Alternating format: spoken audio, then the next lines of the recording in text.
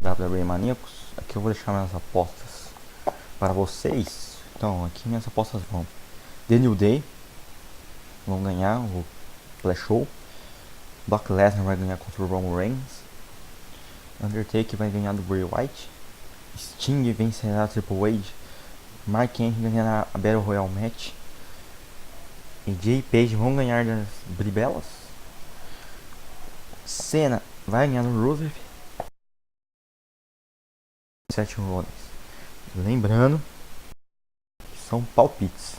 Vocês também podem assistir, vamos dizer, ouvir o nosso WX Cast aí do WX, que eu sou dono do WX, no domingo, que vamos falar sobre todo inteiramente o show, tudo antes dele começar.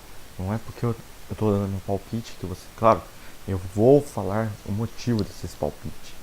Beleza? Valeu, até a próxima, W Maníacos. É nóis, grande parceria.